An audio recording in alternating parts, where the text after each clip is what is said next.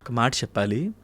2009లో బాలుగారితో హరిహర కళాభవన్లో ఒక ప్రోగ్రాం చేస్తున్నప్పుడు నాకు అప్పుడు కొత్త పాటలేవో పాడుతున్నా. బాలుగారు, శైలజ గారు, నేను, చైత్ర అనే అమ్మాయి పాడుతున్నాం. బాలుగారు యాక్చువల్గా బాలుగారు పాడాలి వేదం.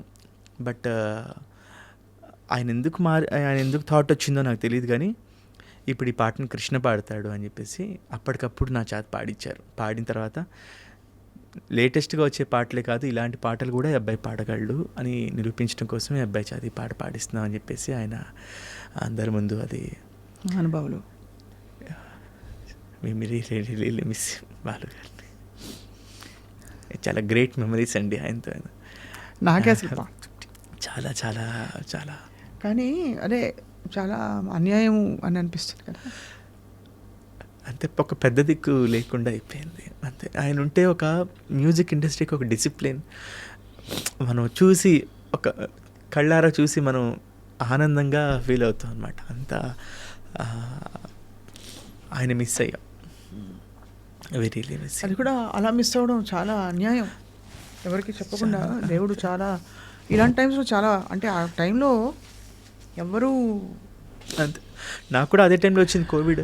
నేను స్ట్రగుల్ అయ్యాను ఆ టైంలోనే. నాకు ఆగస్ట్ 5th వచ్చింది, నాకు ఆగస్ట్ 9th వచ్చింది.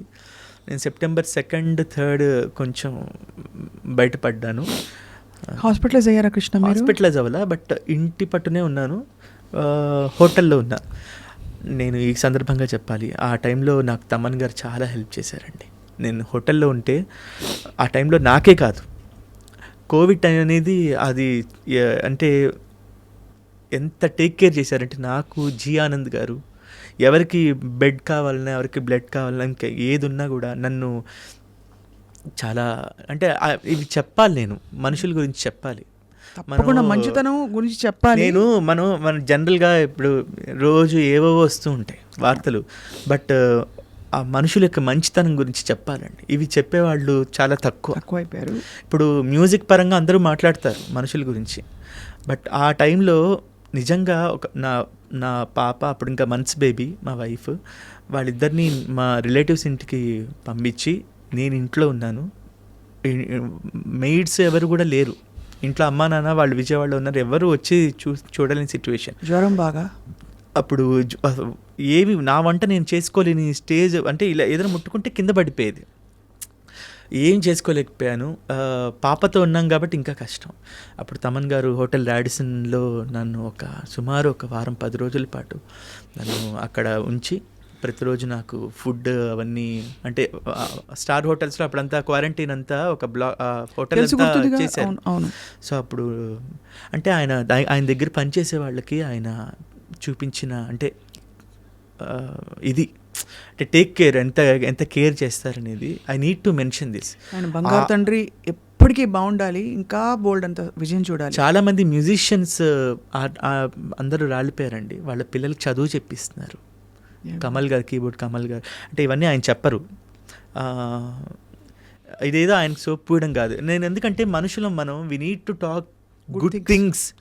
లేకపోతే ఇప్పుడు ఇవి చాలా అరుదైపోతుంది, అంటే ఎవరికి తెలీదు, నా ఒక్కడికి కాదండి, చాలా జీ ఆనంద్ గారికి ఇమీడియట్గా కావాలన్నా నాకు తెలిసి చాలామందికి తెలియకుండా ఇంకా చాలామందికి మనీ డొనేట్ చేశారు. ఆ టైంలో వర్క్సే లేవు. So I really thank Thaman గారు, ఎందుకంటే ఆ డేస్ని నేను డెఫినెట్లీ మర్చిపోలే. నాకు పాటలు ఇవ్వడం ఇవన్నీ ఒక ఎత్తు, ఇవన్నీ సరే నా టాలెంట్ అనుకోవచ్చు, నన్ను చూసో లేకపోతే నా హార్డ్ వర్క్ చూసో లేకపోతే ఏదైనా చూసి ఇవ్వచ్చు. బట్ ఆ టైంలో అందరి దగ్గర వర్క్స్ లేవు, డబ్బులు లేవు, బట్ ఆ టైంలో కూడా ఆయన జేబులోంచి డబ్బులు అన్నీ తీసి మనుషులం, we are humans first, we need to take care అని చెప్పేసి అందరికీ చాలామందికి హెల్ప్ చేశారు. నేను నా లైఫ్లో ఆ రోజుల్ని నేను ఎప్పుడు మర్చిపోలేను. ఆ టైంలో నాకు అన్ని రకాలుగా, ఫినాన్షియల్గా కావచ్చు, మానసికంగా, మోరల్గా నాకు ఎక్కువ సపోర్ట్ చేసింది తమన్ గారు. సో నా ఒక్కడికే కాదు, చాలామందికి చేశారు. ఇవన్నీ దయచేసి భగవంతుడు ఆయనకి ప్రజలు తెలుసుకోవాలి. మంచి మాట చెప్పారు కృష్ణ. భగవంతుడు ఆయనకి కావాల్సిన విజయాలు ఇంకా ఆయన ద్వారా ఇంకా ఎన్నో మంచి పనులు జరగాలని అవన్నీ మనం వచ్చేస్తాయి కోరుకో- automaticగా. వచ్చేస్తాయి. మంచి కర్మలు తప్పకుండా ఫలిస్తాయి, ఇట్ విల్ కమ్ బ్యాక్. సత్కర్మలు కదా. సో బట్ ఆ టైంలో మీరు ఇంత కుమిలిపోయి, మీరు కృంగిపోయి, అంటే నేను బాలు డిప్రెషన్లో గారు ఉన్నా, ఎందుకంటే మన- బాలు గారిని హాస్పిటల్లో చూస్తున్నాను. ఆయన గురించి మాట్లాడారు ఆ టైంలో. ఎక్కడ బాలు గారు ఎక్కడ మాట్లాడే అంటే స్టేజ్లో ఉన్నారు. చాలా ఫస్ట్ ఇనీషియల్ ఫ్యూ డేస్ లో ఉండిందేమో. అవును, ఎవరు ఫోన్ కూడా చేయొద్దన్నారు. April, I still remember, August 5వ తారీఖు ఆయనకి కోవిడ్ వచ్చినట్టు తెలిసింది. నాకు 9th తెలిసింది రిపోర్ట్స్లో. నాకు సెప్టెంబర్ 2nd, 3rdకి నాకు మళ్ళీ నెగిటివ్ వచ్చింది. బట్ తర్వాత కూడా ఇంకా నేను తేరుకోలేకపోయాను. ఆయన గురించి న్యూస్ అన్నీ తెలుసుకుంటున్నప్పుడు ఇంకా మనసు అయితే చాలా బాధేసేసింది. ఇంకేం చేయలేదు. ఇంకా అంటే దేవుడికి దండం పెట్టుకొని పూజలు చేసుకోవడం. ఎంతమంది విశ్వం అంతా ఆయన కోసం పూజలు చేసింది. అమెరికాలో ఉన్నవాడు ఆయన కోసం మృత్యుంజయ హోమాలు ఇవన్నీ ఎంతమంది చేస్తున్నారు. నాకు అదే అనిపిస్తుంది కృష్ణ, అందరి దేవుళ్ళ పాటలు పాడారు ఆయన. అవును, మా కోసం వచ్చేది తీసుకెళ్ళిపోయారు అంతే. ఇంకా ఆ దేవుడిని తీసుకెళ్ళిపోయారు. It's a very big loss. మీకు ఎప్పుడు తెలిసింది ఇంకా ఇంకా అంటే ఆల్మోస్ట్ హాస్పిటల్ నుంచి డిక్లేర్ చేయబోతున్నారని? సెప్టెంబర్ 21, 22 ఆ టైంలోనే, అంటే కొంచెం క్రిటికల్ అయ్యారని. క్రిటికల్ అయిపోయింది. అంటే వార్తలు తెలుస్తూ ఉన్నాయి కానీ నేను వినదలుచుకోలేదు. ఐ డోంట్ వాంట్ టు, నాకు బాలుగారి మ్యూజిషియన్స్ కానీ అందరూ ఏ విషయాలని చెప్తూ వచ్చారు.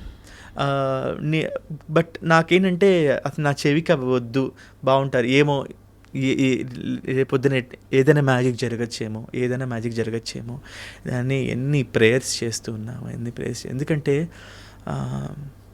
అలాంటి వ్యక్తిని మనం కోల్పోకూడదు.